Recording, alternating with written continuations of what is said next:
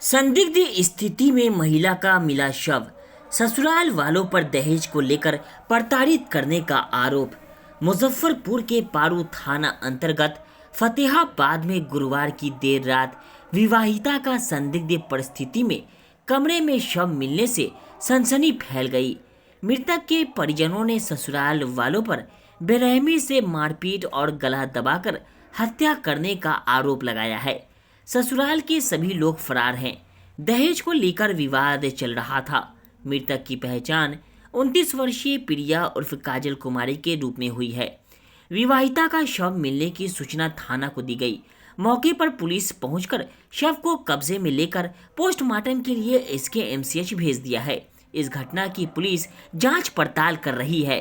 मृतका की बहन ने बताया कि हम लोगों ने अपनी बहन की शादी बड़े धूमधाम से पारू थाना क्षेत्र के फतेहाबाद गांव के अरविंद सिंह के बेटे चंदन सिंह से किया था।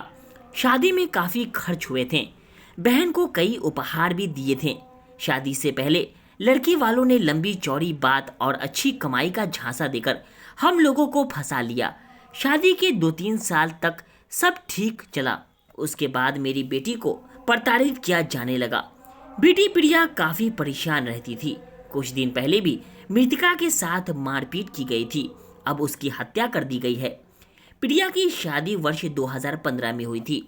अभी उसे एक लड़का और एक लड़की है। मृतका का घर सरिया थाना के विशहरपट्टी गांव में था। फिलहाल पारू पुलिस आगे की कार्रवाई कर रही है। देखते हैं इस न्यूज़ 12 बिहार की खास रिपोर्ट में। कल वो रात 7:30 के करीब में हमको कॉल की और रोते हुए कॉल की कि हमको देखो ना, हमको बहुत मार मारा है, हमको लगता है कि आज हमको जीने नहीं देगा, आज हमको मार देगा। तो हम उसको समझाए कि अच्छा जाने दो, मारता है तो तुम कुछ नहीं बोलना, जवाब अब कुछ नहीं देना, तुम चुपचाप रहो, हर्षित कल जाएगा तो तुमको बुला करके ले आएगा। तो उसके बाद में हम उसको समझा बुझा करके फ़ोन को कट कर दिए।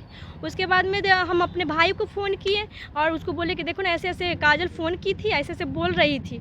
तो मेरी मम्मी बोली कि अच्छा काजल को समझाने के लिए। तो हम उसके बाद से 4-5 बार लगातार कॉल किए, लेकिन वो फ़ोन ही नहीं उठाई। उस समय तो उसको मारा जा रहा था, तो फ़ोन ही कैसे उठाती वो। शादी कब हुई थी? किसके साथ हुई थी? कहाँ हुई? शादी हुई थी फतेहाबाद और चंदन कुमार सिंह उनसे हुई थी। और शादी क्या कहता है, शादी के समय वो बाहर रहता था सूरत, सिर्फ शादी करने के लिए।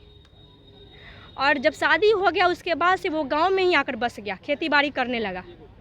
हम लोग को मालूम नहीं चला कि हाँ, हम लोग सोचते थे कि लड़का बाहर कमा रहा है। उसके बाद प्रॉपर्टी भी उसको अच्छी थी और मेरी बहन सीधी थी। वो बदमाश से होता है कि चलो बदमाश से, मेरी बहन बहुत सीधी थी। आप लोग गए तो किस स्थिति में था सब वहाँ?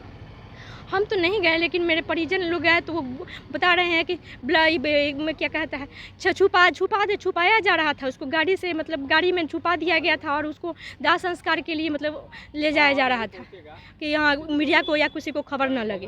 पूर्व में भी यानी कि दहेज? हाँ, पूर्व में बहुत दिन से हो रहा था और मेरी मम्मी या हम लोग अपनी बहन को ही समझाते थे, उसको उसके परिवार वाले को कुछ नहीं बोलते। हम लोग जानते थे कि अपनी बहन को ही, कोई अपना बच्चा को ही समझाता है ना, वो लोग कैसा भी है। लेकिन हम लोग बोलते थे कि जाने दो, कभी ना कभी तुमको सुख होगा ना। लेकिन देखिए आज क्या सुख हुआ। घटना के बाद पुलिस को सूचना? हाँ, पुलिस को सूचना दिया जा रहा है, लेकिन उसके जो कांटेक्ट में है वो RJD के कुछ मतलब हैं, वो लोग केस दबाना चाह रहे हैं। और हमको न्याय चाहिए, बस हमको न्याय चाहिए। हमको बस यही गुहार लगा रहे हैं सरकार से कि हमको न्याय चाहिए। कौन लोग दबाव मैंने कि उनके पटीदार में है लोग।